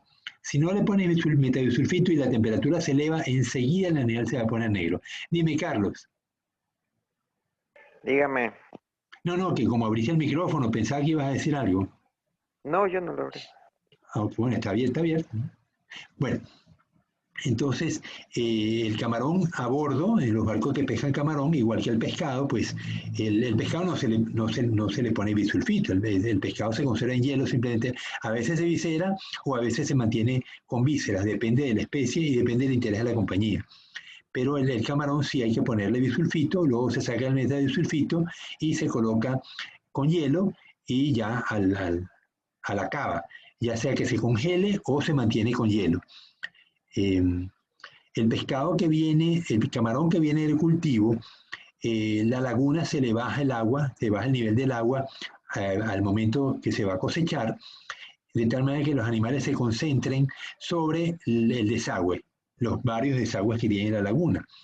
Una vez que el camarón está concentrado allí, se coloca una cesta, una red en la boca de la salida de la laguna y se abre la compuerta, de tal manera que sale agua y salen camarones. Una vez que la red está llena, se tranca la compuerta y con un tractor se levanta la red, que suele ser muy pesada, y se vacía en un camioncito que tiene un tanque. El tanque tiene agua con hielo, de tal manera que el camarón que viene de 30 grados centígrados, al colocarlo en 0 grados, se muere. Pero la muerte es producida por la baja temperatura y no hay posibilidad de que las bacterias crezcan porque enseguida el animal se va a 0 grados. Entonces se van llenando los tanques con hielo y camarón y de allí van a la empresa procesadora donde se va a seleccionar por talla. Si va para Europa se conserva con cabeza, si va para Norteamérica se extrae la cabeza y se deja la cola nada más. Y luego se clasifica por tamaño y se empaca de acuerdo con el tamaño. Un camarón de U8 es un camarón, 8 camarones por libra, es un camarón que vale mucho. Un camarón U60 significa que tengo 60 animalitos, 60 colas por libra, es un animal relativamente pequeño, ¿no? Ok, entonces ese es el proceso. Desde el punto de vista de la inocuidad, interesa el hecho de que el animal muere por frío, de tal manera que no hay posibilidad de que se formen bacterias crezcan en el camarón. Él viene con sus bacterias, porque las tiene en la superficie de su cuerpo, pero como lo bajamos a 0 grados y así llega a la empresa procesadora, pues un camarón en muy buenas condiciones. Bien, las langostas, el camarón, todos los demás camarones se procesan igual, se traen al muelle, ya sea con hielo o sin hielo. Los barcos, los pescadores artesanales usualmente no usan hielo y traen el camarón pomada, que es pequeñito, lo llevan a la costa y allí un ejército de personas le sacan la concha y lo dejan en cola pelada. Y es así como lo venden a las chifas. La langosta es uno de los crustáceos que, al igual que el cangrejo, se conserva viva. Simplemente se le echa agua para mantenerla húmeda y la langosta va a llegar viva al mercado. Si es muerta, entonces hay que ponerla en hielo. Pero yo recuerdo que cuando en mi casa mi mamá compraba langosta, venían amarradas, con la cola se le amarraba al abdomen y mamá lo que hacía era, así mismo, así como estaba amarrada, la metía en agua caliente y la langosta moría enseguida, ¿no? pero estaba viva hasta el momento de cocinar. La Querax quadricarinatus no lo he visto. Yo he visto que mis estudiantes me la han traído, la capturan allí en Poza Honda o en el río Puerto Viejo, pero no la he visto comercializar. Así que, y me la llevan en un tacho con agua, así que la bicha está viva, ¿no? Los cangrejos ya los hemos visto, como tanto el Lucides como el Portunus, como el Gardisoma krausi, es vendido en ristras, vivos, de nuevo. O sea, mientras se pueda mantener vivo, obviamente el nivel de frescura es máximo, ¿no? No hay duda allí. Bueno, los equinodermos, los pepinos de mar ya habíamos dicho que se cocinan y se secan a bordo. Entonces esto una vez que está seco pues no tiene mayor problema. Bueno, yo creo que esto nos ha dado una idea de dónde provienen los productos pesqueros que se procesan aquí en Ecuador, cómo se capturan, cómo se conservan a bordo y cuáles tienen mayor problema, mayor posibilidad de ser, de desarrollar histamina que otros, ¿no? En el caso de las flotas industriales vemos que la inversión en mantenimiento pues, es mayor, mientras que las flotas artesanales tienen la tendencia a no usar hielo y entonces en cuanto el animal sale del agua, empieza el proceso de descomposición. Si dura mucho, la posibilidad de generar histamina es muy alta. Y ojalá que algún día logremos que el pescador artesanal tenga la voluntad, por una parte, de usar hielo y por otra, tenga la posibilidad de conseguir el hielo. Porque muchas veces, aunque él quiera, no va a haber hielo en las inmediaciones de donde él está operando. Una de las cosas que yo vi en Guyana, una vez que me tocó ir allá a un congreso de la FAO, era que la lonja pesquera, donde los pescadores artesanales tenían su cooperativa, allí funcionaba el muelle de desembarque, funcionaba los abastecimientos, las tiendas de suministro para la tripulación, para la comida, el aceite y el combustible para los barcos y también una planta de hielo.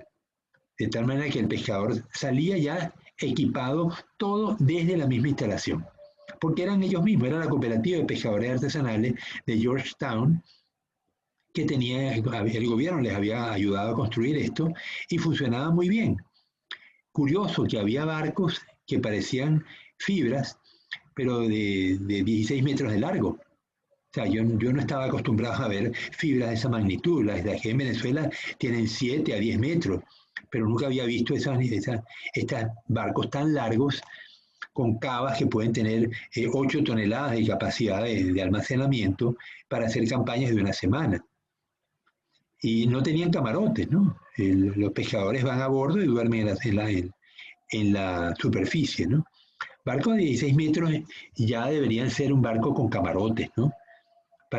Con baño. El otro problema que tiene la flota artesanal, la fibra, es que no tienen baño. Entonces el pescador tiene que hacer sus necesidades por la borda y si no tiene con qué lavarse las manos, que usualmente tiene, pues constituye un problema de contaminación, ¿no? Pero estos detalles nos damos cuenta que hay que abordarlos. Cuando uno tiene una empresa, pon tú, Mariuxi, que tú vas a ser jefe de control de calidad en la empresa Al Cristo del Mar, que compra mucho pescado artesanal. Ustedes tienen que estar al tanto de cuáles son las limitaciones que tienen estas flotas para operar en condiciones de salubridad como a ustedes les gustaría, o como le gustaría a la persona que les está comprando el pescado, porque a fin de cuentas, si son productos de exportación, ustedes están negociando con otros países, y esos países imponen ciertas reglas. Hace poco tengo familiares que están en empresas de procesamiento de productos pesqueros y cuando ellos van a generar un nuevo cliente, el cliente viene y hace una inspección de la empresa. Y entonces en la empresa se preparan para poder recibir ese cliente, demostrarle las condiciones de salubridad con que operan, para convencerlo de que realmente el producto que le van a mandar a ese cliente en el extranjero es un producto inocuo, que no va a representar un problema para el consumo, para los consumidores que van a comprar ese producto en los países extranjeros. Entonces, no podemos ignorar el origen del pescado que ustedes van, o de los productos pesqueros que van a procesar como jefes de control de calidad que ustedes seguramente van a hacer. Tienen que conocer la flota y exigir, porque si yo le voy a comprar tantas toneladas a una asociación de pescadores, también les puedo decir que usen hielo.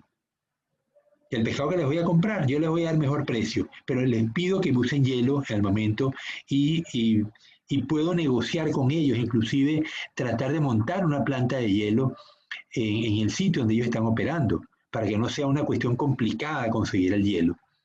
Pero de estas cosas, ¿quién más que ustedes, que van a ser los jefes de control de calidad, pueden darse cuenta y van a necesitar pues estar al tanto de los detalles?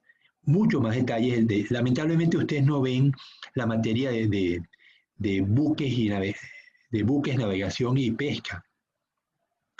Y lo digo lamentable porque si ustedes tienen que estar al tanto de cómo se puede mejorar la pesca de algo, tienen que saber de pesca. Entonces, bueno, ahí la medida de solución es asesórense con sus profesores. Si se le presenta este problema, bueno, yo soy el profesor Tandazo, un experto, pues me vengo a la facultad y le digo, profesor, tengo este problema, ayúdeme, ¿qué me sugiere usted que le diga a los pescadores para mejorar? Porque me está llegando el producto con mucha histamina y si no lo logro remediar, no le voy a poder seguir comprando a esta cooperativa, voy a tener que irme a otra cooperativa y estos pescadores van a quedar por una situación económica muy difícil. Entonces, no es solamente proteger los intereses de la compañía, sino también proteger los intereses de los pescadores, pero tienen que comprender que la empresa a la cual ustedes trabajan tiene que tener unos estándares de calidad que se cumplen. Y si el pescador me está trayendo un pescado a temperatura ambiente con mucha histamina, pues es inaceptable esto. Entonces, hay soluciones y es lo que tenemos que discutir con las asociaciones de pescadores. Pero no es soplar y hacer botella, ¿eh? Esto es necesario sentarse con los expertos, buscar ayuda y sugerir cuestiones que sean viables, acciones a la empresa. Inclusive, a lo mejor vamos a tener que invertir y luego la empresa pudiera recuperarlo de alguna manera.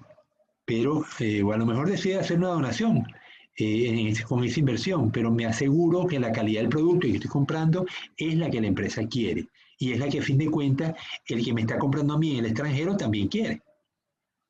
Entonces, este tema de inocuidad es un tema delicado que requiere conocimiento pesquero, conocimiento que lamentablemente ustedes no tienen porque no han visto esas materias, pero que sus profesores de la facultad sí los pueden asesorar. Bien, ¿algún comentario?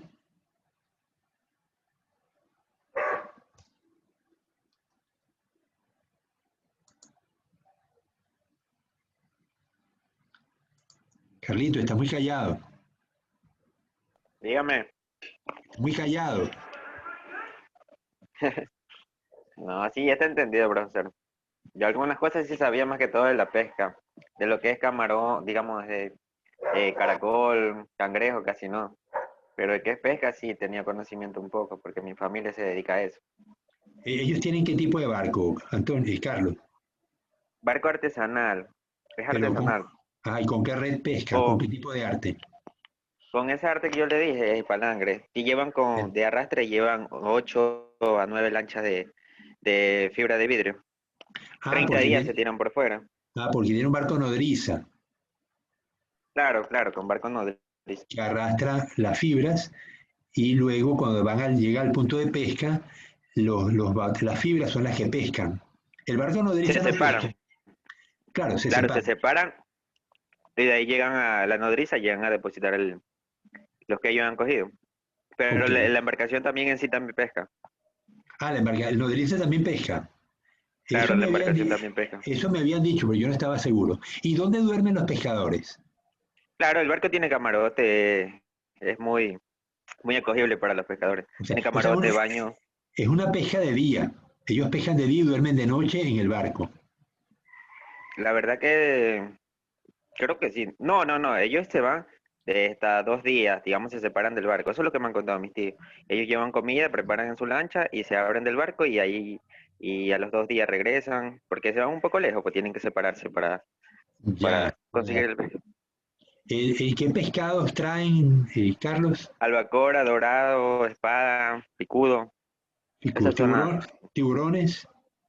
Claro, de vez en cuando sí, pues, aunque no está permitido, pero son especies que no se pueden capturar, pero como usted Pero dice, sabe, son incidentales.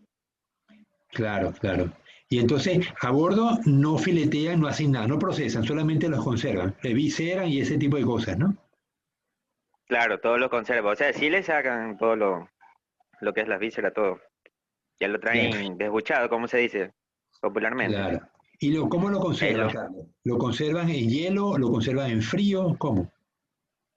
Últimamente ya han invertido más, mi familia ha invertido más y ha creado máquinas de hielo. Bueno, han comprado máquinas que producen hielo y ya de ahí salen el hielo. Son en, Ah, y el agua con que haces el hielo, la llevan a bordo también. no es el agua de mar, Es agua de mar. Ah, ok. o sea, se trata. O sea, pero uno pudiera desalinizar el agua de mar también, ¿no? Pero yo Creo no que sí, sabía. la máquina es esa, le hace el hielo es dulce.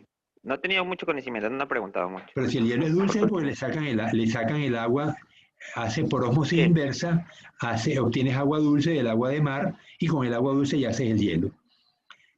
Ok. Entonces, claro, algo eh, así. entonces se conserva en hielo el pescado, no se congela, se conserva en hielo nada más. Claro, se conserva en hielo. Porque es que en Venezuela tenía dos tipos de barcos, los barcos que congelaban y los barcos que contenían en hielo. El barco que conserva en hielo obtiene un producto de mayor precio, porque es un producto más fresco, o sea, es más apetecible. Cuando el pescado se congela y se descongela, pierde valor. Claro, la textura del pescado ya no es la misma. Ya, ok. Y entonces, eh, claro, yo pensaba que en los barcos nodriza el pescador volvía todos los días, porque el problema es, hablemos de una cuestión que es el baño. Los barcos, las fibras no tienen baño y el pescador tiene que hacer sus necesidades por la borda. Eh, entonces, si el pescador duerme todos los días en el nodriza, no hay problema, porque la necesidad mayor la hace en el nodriza y se lava las manos. Pero si me pasa varios días, o sea, entonces no importa que tenga un nodriza, tengo los mismos problemas que las fibras aquí en costa, ¿no? Que es la Claro, es falta verdad. de Eso baño. sí es verdad. Hacen sus necesidades ya cuando están en las fibras de vidrio, algunos. Claro, claro. Porque sí se van de un día, regresan los 2 días, algo así. Claro, y entonces ahí pues lo que hay que, me imagino que se lava las manos con jabón, ¿no? Eh, pero es un problema para ustedes como jefes de control de calidad, como futuros jefes de control de calidad, que el pescado puede estar contaminado con material fecal, ¿no? Porque el pescador no se lavó bien las manos. Eh,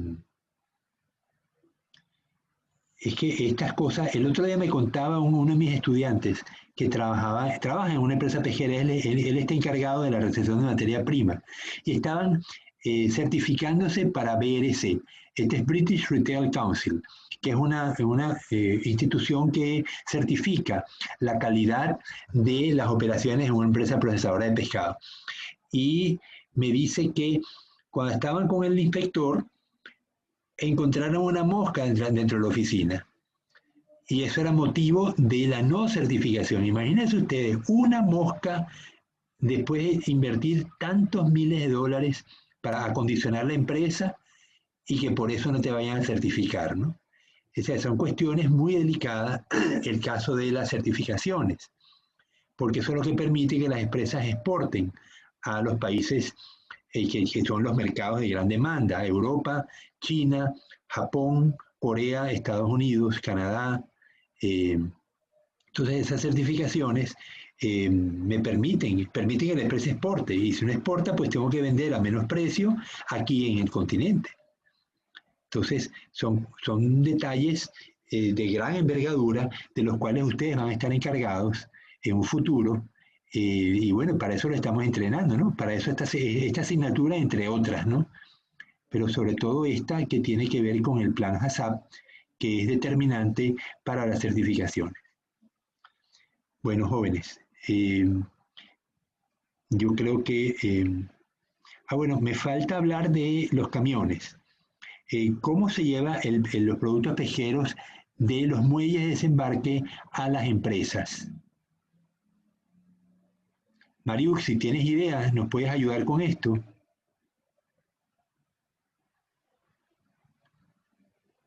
Mariux, se abre el micrófono. No, Mariux se fue a tomar café. Gracias.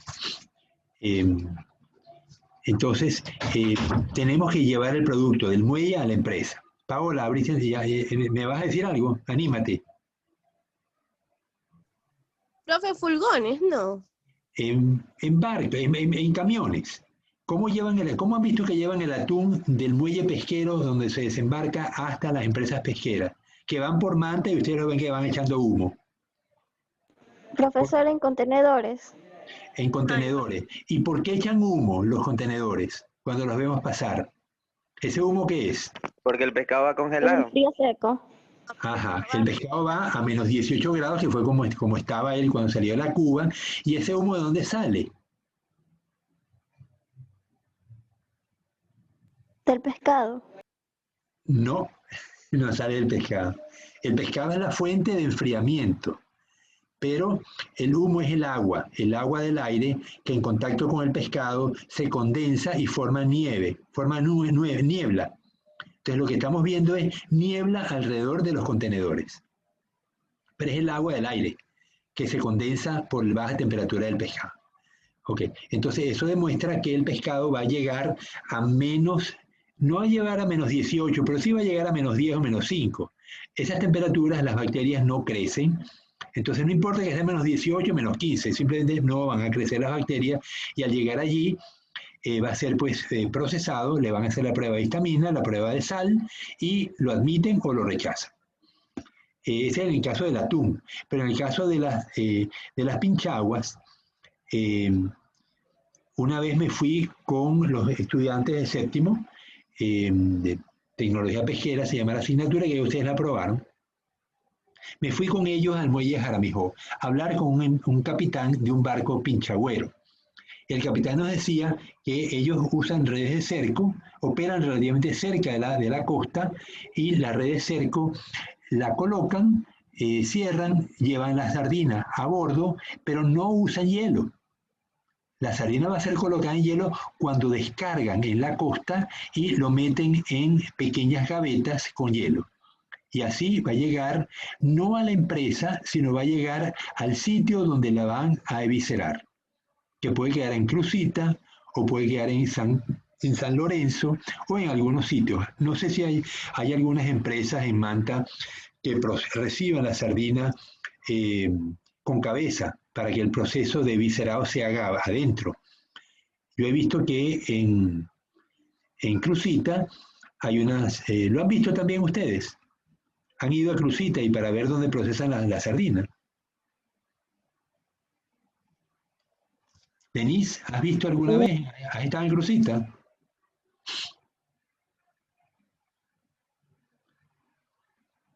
Nada, Denise como que se fue a tomar café también. Bueno, lo que yo he visto en Crucita son unas mesas de madera con unos toldos. Claro, no están a la sombra, pero la sardina llega en gavetas, la sacan, la ponen sobre los mesones y un ejército de personas la evisceran y los tronquitos, sin cola, sin escamas, sin víscera, sin cabeza, lo colocan de nuevo en unas gavetas, le ponen hielo y al camión. Y ese es el producto que llega a las empresas para enlatar. Pero fíjense que la sardina ha permanecido sin hielo durante muchas horas. Primero en el barco pesquero y luego en las mesas de procesamiento. Además, las mesas son de madera. ¿Cómo deben ser las mesas de procesamiento para procesar pescado? ¿De qué material deben ser construidas? Con acero inoxidable. Exactamente, de tal manera que se puedan esterilizar, pero aquí eso no existe. Son mesas de madera, las limpiarán con cloro a lo mejor, no sé, no les pregunté tampoco, ¿no? pero evidentemente no son condiciones adecuadas. La temperatura es temperatura ambiente, que en esa zona debe ser de 28 o 30 grados, una temperatura muy alta, en unas condiciones que no aseguran la inocuidad por bacterias, porque la madera no hay manera de limpiarla, siempre va a quedar contaminada. Entonces, realmente las empresas que quieran comprar ese producto, pues no están comprando un producto de calidad. La sardina puede llegar con un nivel alto de histamina y con un nivel de bacteriosis elevado. Obviamente la esterilización va a acabar con las bacterias, pero no con la histamina. Entonces, yo creo que ustedes como futuros jefes de control de calidad tienen que hacerle seguimiento a todo pescado que van a comprar, desde que lo pescan, cómo lo transportan, cómo llega al muelle, cómo llega a la costa, cómo les llega a la empresa. Pero conocer todo el ciclo, no basta con que lo reciban y le verifiquen la contenido de sal y histamina, sino que deberíamos tener un control desde que el animal sale del agua y se muere hasta que llega a la empresa para asegurar una calidad óptima. Insisto que posiblemente la empresa va a tener que invertir en lograr estas mejoras. Entonces, vemos dos maneras de transporte, el pescado congelado o el pescado como la pinchagua. Luego, el pescado que va de la costa a Quito, o a Guayaquil, o a Esmeralda, o a la sierra, o al oriente. Eso va en unos camiones de rellenos. Hay unas normas para el Ministerio de Salud para poder transportar pescado. Por ejemplo, yo puedo transportar pollo y pescado juntos. No. Lisette, ¿qué opinas? Bueno, alguien dijo no. ¿Quién dijo no? ¿Por qué no puedo transportar esos productos tan disímiles? Bueno, todo es carne, ¿no? Pero el Ministerio de Salud no permite que si yo voy a transportar pollo o ganado, canales de ganado o pescado, lo transporte junto. Yo tengo que tener, los camiones deben ser específicos para cada producto. La pregunta es ¿por qué? Profe, por la contaminación Por el cruzada. olor. Ok, porque el tipo de bacterias que me afectan a un producto son distintas a las que afectan al otro. Y si yo transporto pescado en un camión de pollo, puedo contaminarlo con listeria, que no debería haber listeria, porque listeria es un problema en el pollo, ¿no? Entonces, exactamente la contaminación cruzada debe evitarse y por eso los camiones deben ser específicos.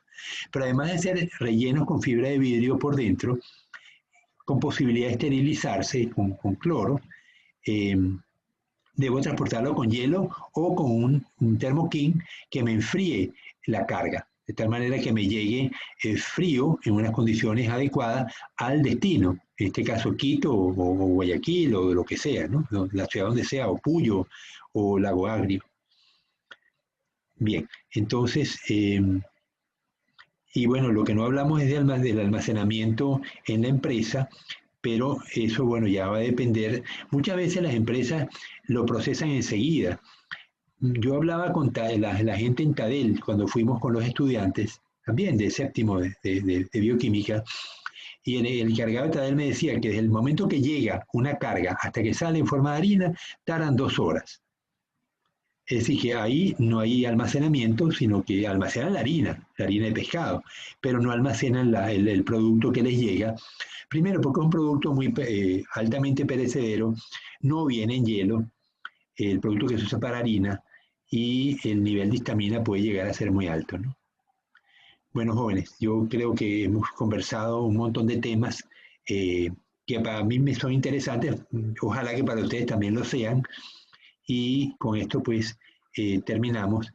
La próxima clase vamos a comenzar con el análisis de los procesos, que hoy no lo vimos. Espero que si no me mandaron el deber, me lo manden este fin de semana, porque la próxima clase vamos a tomar los ejemplos de ustedes para revisarlos en clase y verificar si el proceso para elaborar el producto que ustedes escogieron está completo o le faltan procesos. ¿Estamos claros?